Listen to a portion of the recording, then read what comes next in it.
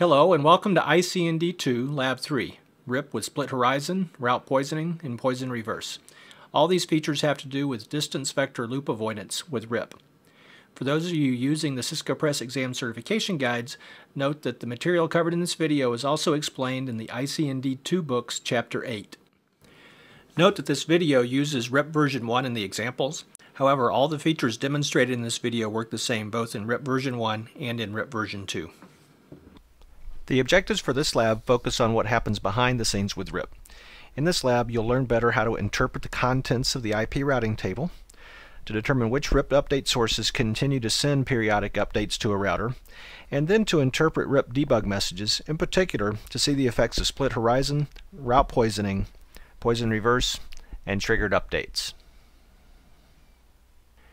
This relatively long lab uses three main scenario steps.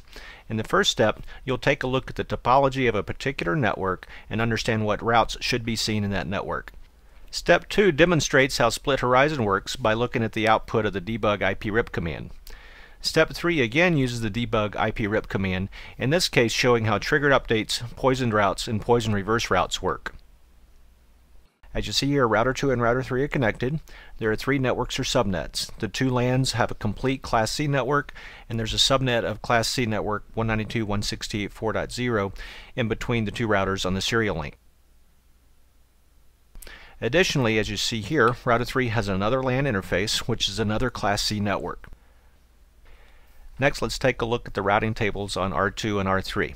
R3 is connected to network 192.168.3.0 without any subnetting, so R3 has a connected route that you see there to reach that subnet. Once R3 advertises that route to Router 2 will also have a route to reach that network with next hop address 192.168.4.10, which is R3's serial link IP address. Similarly, R3 is connected to network 192.168.33.0, no subnetting again, so R3 has a connected route to reach that network. R2 will end up with a route to reach that network as well once it's learned using RIP, with next hop address 192.168.4.10. This same kind of thing happens over on R2. R2 is connected to network 192.168.2.0, so R2 has a connected route to reach that network. R2 advertises that route to Router 3, so Router 3 has a route to reach that network with next hop address 192.168.4.9, which is Router 2's serial IP address. Finally, both R2 and R3 are connected to subnet 192.168.4.8 with a /30 mask, as you see there. Next, let's look at the same information from the command line interface. Starting in R2, if you do the show IP route command, you'll notice indeed you see the same four routes you would expect to see.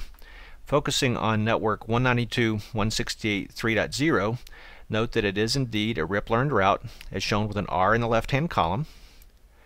In brackets you see a couple of numbers. The second one of those, the 1, is the metric for this route. If you look a little further, you'll see the via field, and that points to R3's IP address, the one that ends in 4.10, so that's the next hop router from R2's perspective. Moving right along, you see a counter that shows the number of seconds since R2 has heard about this route from R3. And then finally, at the end, you see serial 0/1/1, which is R2's outgoing interface with which to reach this network. Now take a look at the output of the show IP protocols command. If you look down toward the bottom, you see the routing information sources section. Notice the gateway listed there is 192.168.4.10, which is R3. And note toward the end the last update column. That shows the time that's elapsed since the last time R2 received an update from R3. If you repeat this command and look at the timer again, notice the timer changes. So if you want to know if you really are still receiving updates from that neighbor, just repeat the show IP protocols command and note that the last update timer for RIP should increase toward 30 seconds and then go back down to 0 because RIP updates should flow by default every 30 seconds. Next, at step 2, we'll take a look at the split horizon concept. R2 indeed has 4 routes in its routing table. But if you look closely, you'll notice that the last 3 routes in its routing table have an outgoing interface of serial 0/1/1. Now, split horizon rules say that on a particular interface, when you send an update, don't advertise about routes whose outgoing interface are that same interface. For instance, in this case, in this update that R2 is about to send out its serial 011 interface towards router 3, R2 should not advertise about the bottom 3 routes listed in its routing table. So as you see here, R2 sends an update only including that first route, the route to network 192.168.2.0, in its update send out serial 011 towards router 3. R3 also has 4 routes, but notice that the bottom 2 of the routes in its routing table reference an outgoing interface of serial 010. So when R3 sends its update out serial 010, split horizon rules dictate that he should not advertise about those bottom 2 routes.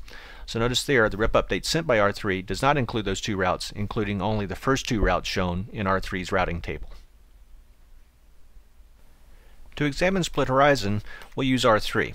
Here on R3, if we do the show IP interface command, serial 010, if you look about 12 lines down or so, notice a highlighted line says split horizon is enabled. So split horizon is on point-to-point serial links by default. To examine the contents of the RIP updates, we'll use the debug IP RIP command on router 3. Now this command will show messages each time a RIP update is sent or received, but since that might take up to 30 seconds, we'll do a bit of video editing to move ahead in time by about 30 seconds.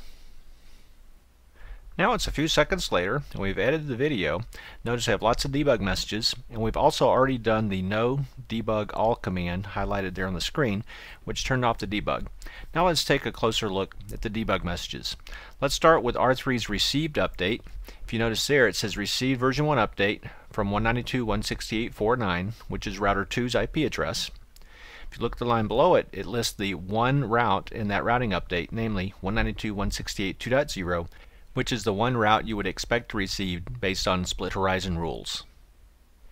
Next, let's look at the sent update that R3 sends out its serial 0/1/0 interface. Notice the line here that says he's broadcast the update to the All255's IP address out serial 010. If you look at the 2 routes advertised, notice there's network 192.168.3.0 and network 192.168.33.0, the 2 routes that you saw a few minutes ago in the video that R3 should advertise, not advertising about the other 2 routes due to split horizon rules. Next, we'll move on to step 3 of this video. This step uses a sequence of 3 events that shows how triggered updates, route poisoning, and poison reverse works. First, at step A, you see that R3's FA0/0 interface fails. So R3 immediately reacts, sending a triggered update.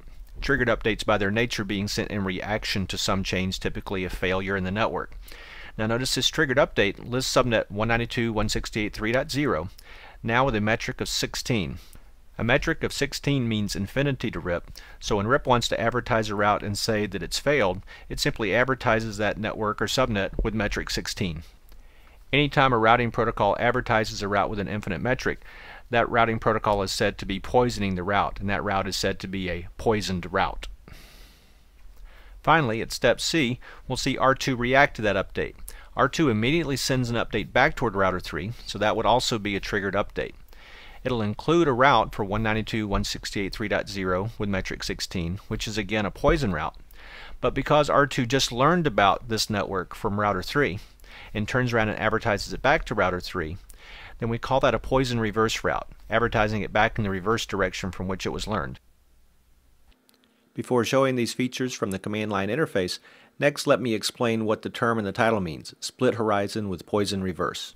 Before this failure, under normal operations, R2 was only advertising one route, the route to network 192.168.2.0 that you see there. Once R3's FA00 interface failed, and R3 sent that triggered update to router 2, R2 reacted with this triggered update, only listing that poisoned or failed route that you see, 192.168.3.0 with metric 16. Ongoing after that, whenever R2 sends its periodic updates, he now includes 192.168.3.0 with metric 16 in those routing updates. In effect, R2 is suspending split horizon rules for a period of time for that one network that has failed. So the term split horizon with poison reverse is a short version of saying we'll use split horizon, but we'll suspend those rules to send poison reverse routes as need be. From the command line interface, to see these triggered updates, we'll need to turn on that same RIP debug as well as shutting down R3's FA00 interface. However, the screen can get pretty cluttered if you do the debug command and then wait a while to go ahead and shut down the interface. So I'm going to do this sequence of commands relatively quickly. We'll start with the debug IP RIP command, then a config T, interface FA00, and the shutdown command. Now if we wait 5 or 6 seconds, we'll see a series of messages about sending flash updates and receiving them. And at that point, we can get out of configuration mode and do the no debug all command that you see there and turn off the debug. Now that sequence was obviously very fast. All I did was do the debug IP RIP command and shut down the interface, and then all these debug messages showed up. So let's take a closer look at those messages. If we look a little bit further down into the output, you'll see this message that says sending V1 flash update to the broadcast IP address via serial 0/1/0. So there's the flash update that router 3 is sending to router 2. And a couple lines below that you see network 192.168.3.0 metric 16. So there's the poisoned route. Notice there are no other routes listed there. This is a triggered update and it only has this recently failed route listed in it. Now if you look out to the left, you see a timestamp on those messages. Then I want you to look at the timestamp that we're highlighting just below it. Notice it's only a couple of seconds different there. The timestamp down below is the received version 1 update on serial 010 that happens next. That's the triggered or flash update sent from router 2 back to router 3. Notice it also advertises the same network 192.168.3.0, and it also lists that as a 16 hop or infinite metric route.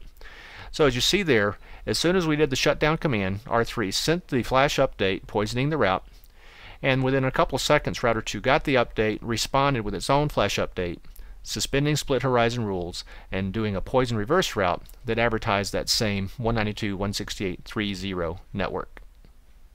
Also note that the regularly scheduled routing update, which happens about 5 seconds later in this case, lists both the poison reverse route to subnet 3 as well as the working route for subnet 2.